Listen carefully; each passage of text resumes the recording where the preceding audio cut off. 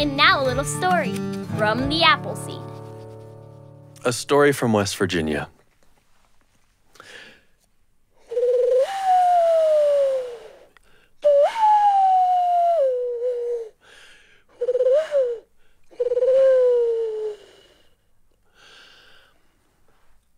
Not far from where I live, there is a lake that's just as crystal clear as you could imagine.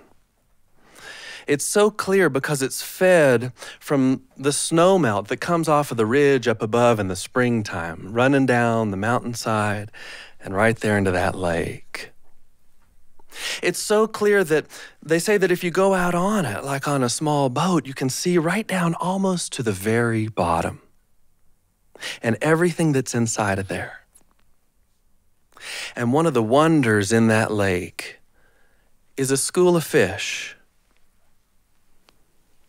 that turns and moves in a dance of an ancient choreography that they're just born with, it seems.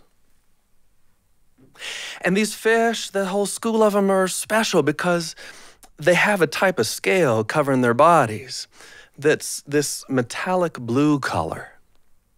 And because the water's so clear, the sun just shines right down into them. And as that school of fish turns and moves, the light just shines right back. You can see that metallic blue shining right back as they move, as they dance, as they murmurate.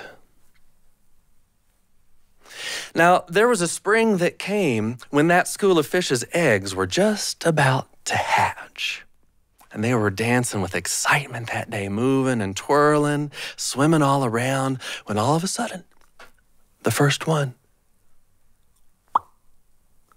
popped open, and out of it came this tiny little fish with those metallic blue scales.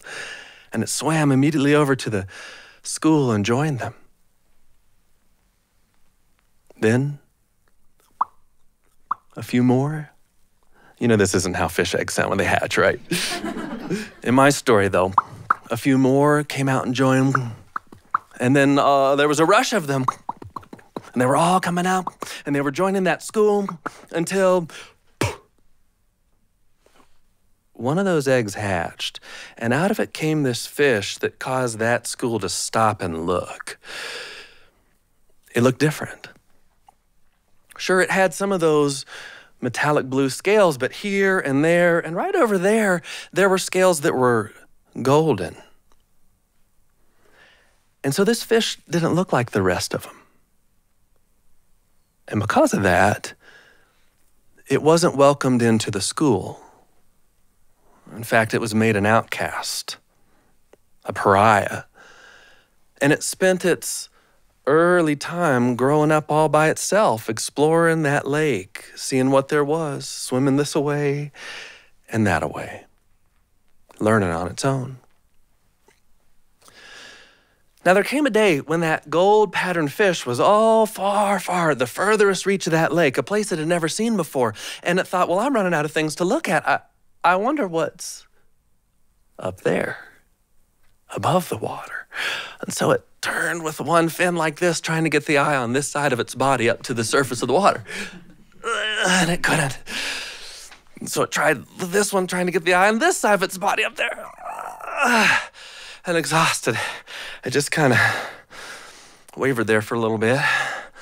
When all of a sudden, the surface of the water broke, and something came down there. And as the bubbles fizzed up like this, it saw that there was a metal thing like this.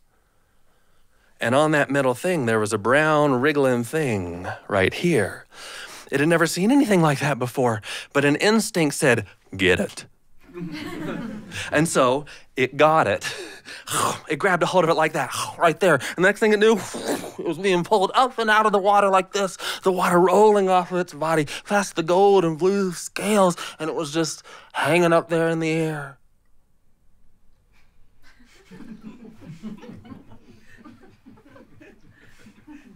Trying to get away.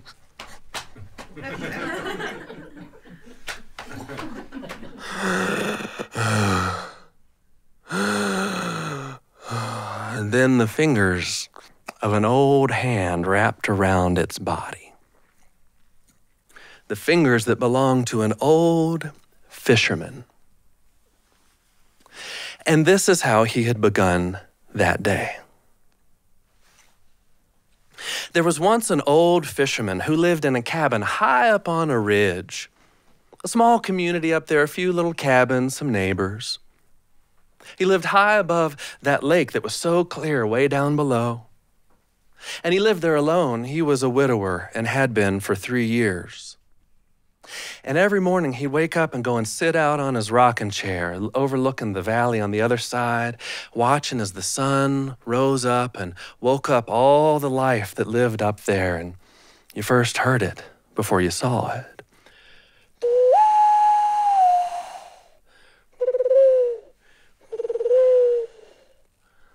And he listened deep into the waking of each and every morning, because some mornings as the wind blew across that ridge,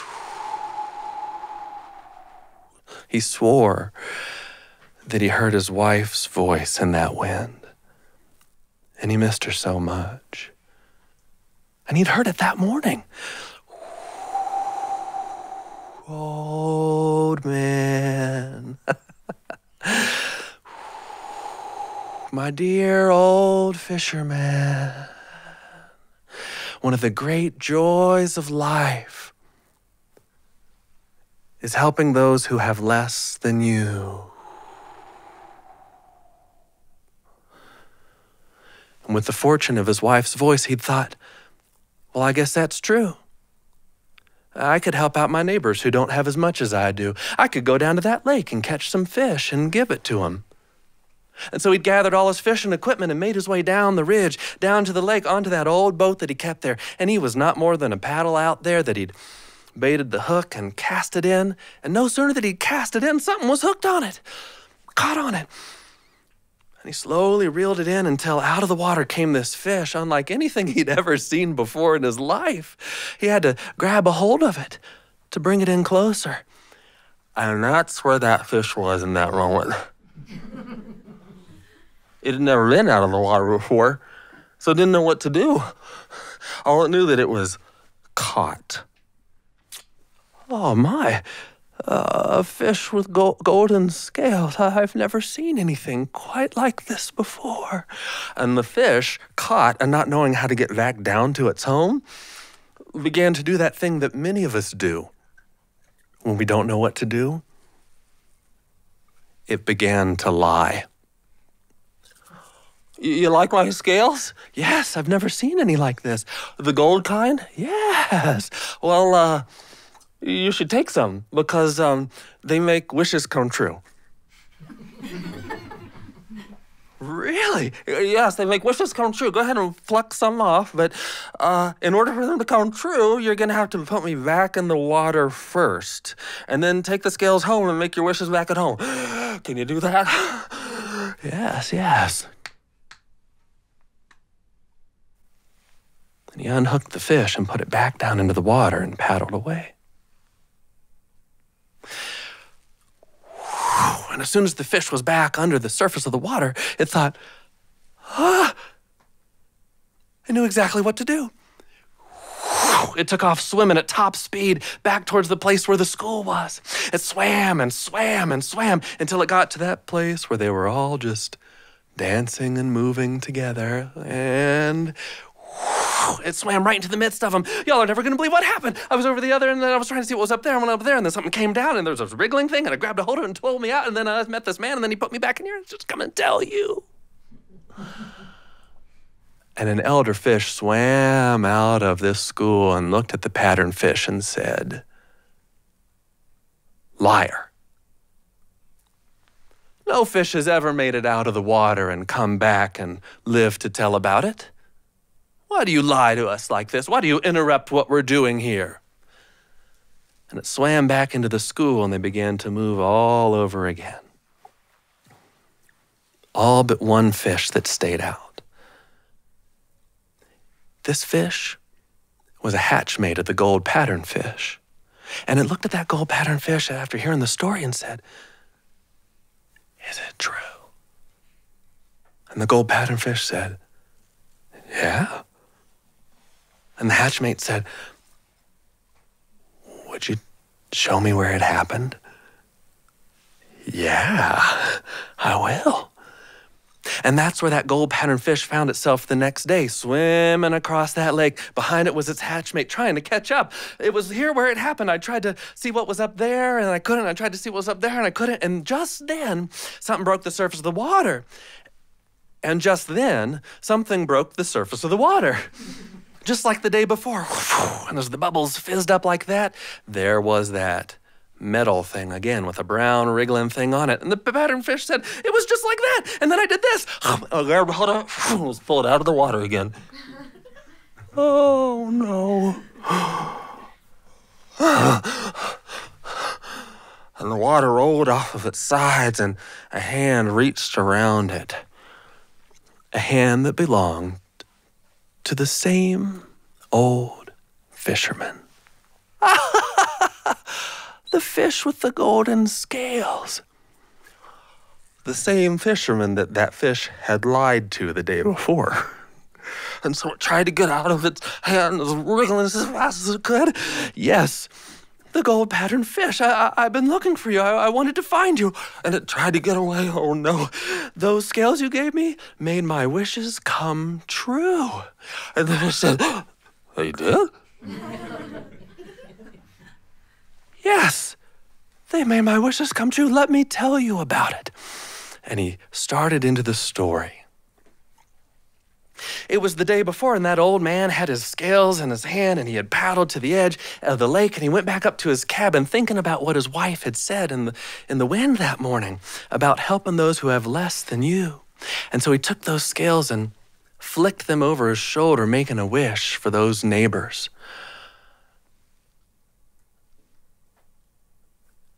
And when he turned around, right there on the floor of his living room, he saw nothing but 3 gold scales.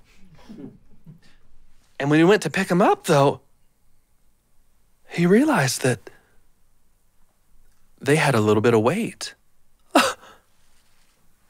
They're real gold. Real gold that he took down to the store and traded for small bags of food for his neighbors who had less than he did. And he left them on the front step of those neighbors that he knew were wanting, and came home. And word travels fast in a small community, maybe you know. And it was the next day, this day, that he had gone out on his rocking chair to watch the sun wake up the valley of that morning, listening to the wind to see if his wife's voice would come. And she did. She came to visit him again, a second day in a row. And this morning the voice had said, "Old man, my dear old fisherman, one of the great joys of life is helping those who are sicker than you."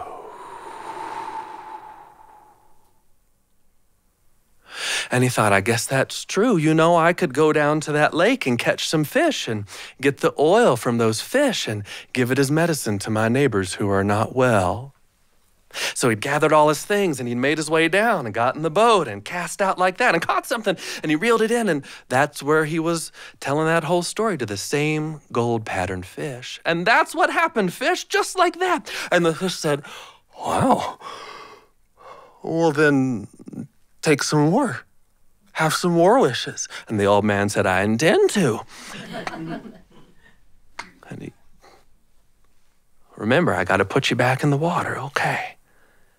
And he paddled away. And as soon as that gold patterned fish was back under the water, its hatchmate was there. It was all true. It was. We have to tell everybody. And now it was the hatchmate that was tearing across that water, and the gold patterned fish was swimming as fast as it could to follow behind it, and they made their way over to that part of the lake where that school was just a turning. And here came that hatchmate, interrupting right in the middle. "You'll never believe it. Everything the gold patterned fish said was true. I saw with my own eyes. It went up, and then it came back down. We just had to come and tell you." And today, because the story was told by one who looked like them, they believed it. And the elder fish came out and, after hearing that story, looked at the gold-patterned fish and said, if this is true, would you take all of us to the place where it happened? And the gold-patterned fish said, yeah, I will. And that's where it found itself the next day, swimming over there with the entire school, leaving that part of the lake for the first time that any of them could ever remember. And that fish felt something it had never felt before. Worth and pride. And it was right here, and I tried to swim up here and tried to swim up here, and then something broke the surface of the water. And just then, something broke the surface of the water. And down again came that thing with the wriggling brown thing, just like that. And then I did this, and I grabbed a hold of it, and it pulled it out of the water again. And around wrapped the old man's hand again. The old fisherman held that fish in his hand and said, ah, gold-patterned fish, I was hoping to find you. Now, he'd grown up in the mountains, and he'd heard all the old stories. So he knew this was going to happen 3 times in order to get to the end of the story. Your scales made my wishes come true. Let me tell you what happened yesterday. And the day before, the old man had taken those scales back up to his home, remembering what his wife's voice had said about helping those who were sicker. And he flicked those scales over his shoulder, making his wish. And he turned around just in time to see both of them whisked out of the window because of the wind that picked them up and the cross right there. As 2 windows were open, and down the ridge those scales flew, and into 2 windows of 2 homes down there, where there were neighbors known to have sick kin. And those gold scales landed right on their pillows. And when they came in to check on them, they found real gold that they could trade for medicine and care. And soon those neighbors were well. And word spreads fast in a small town. And it was the next morning, this morning, that the old man had gone out to watch the waking of the day, when for a 3rd time, which he expected, his wife's voice came to him in the wind. Old man, my dear old fisherman, one of the great joys of life is going to thank those who have helped you. And so he had made that journey down there, paddled out, cast, caught the fish, or he was holding it, telling the whole story to this fish. So fish, your scales made my wishes come true. And the fish rolled its eyes around and looked down below the surface of the water, where the whole school was down there watching just like this.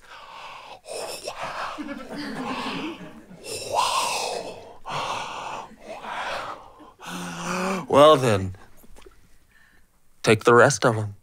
Have as many wishes as you want. No. I just have one last wish.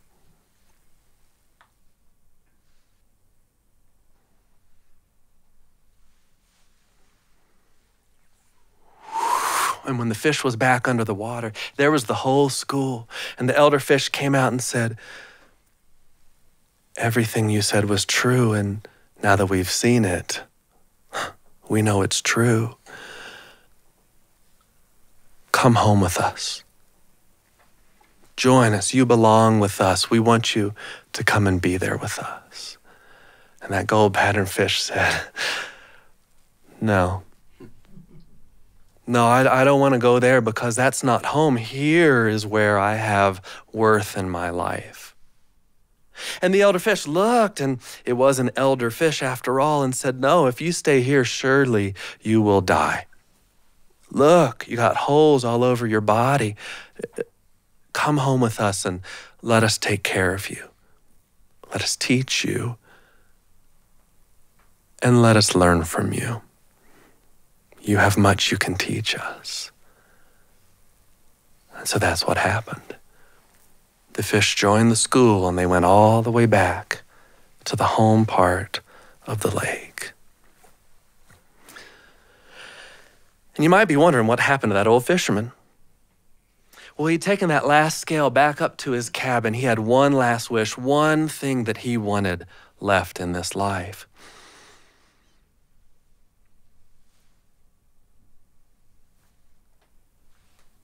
And when he opened his eyes, there on the wall in front of him, he saw a reflection of a glow that was behind him. And he turned toward that glow. It was so bright he had to shield his eyes until they adjusted. It was a glow of bright white, just pulsing right there in his living room. And as he eyed it up, seeing if it was real, if it could be true, out of that light came a voice. Old man, my dear old fisherman. And out of that light, a hand reached, a hand that he recognized. And he grabbed a hold of that hand, and she pulled him into that light, which got so bright and then was gone, as his wish had come true. And the folks who lived up there on the ridge saw this light come out of the old fisherman's home. They thought, what could be happening there? They ran down to see, but when they looked inside, he was gone. He was empty, because his life had been completed. But their lives were just restarting. Because those who had not had, now they had. And those who had been sick, now they were well. And the next spring, when the snow melted off of that ridge and fed that lake down below, they came off of the ridge too and went down and picnicked around that lake. And they picked flowers and they played games. And some of them even took boats out onto the water. And those that did said you could look down almost to the very bottom. And if you did, you saw this school of fish just dancing and turning in an ancient choreography. And as the sunlight reached it and bounced back, as they turned every now and then, you could see a glinting, a glimmering, a shine more precious than gold.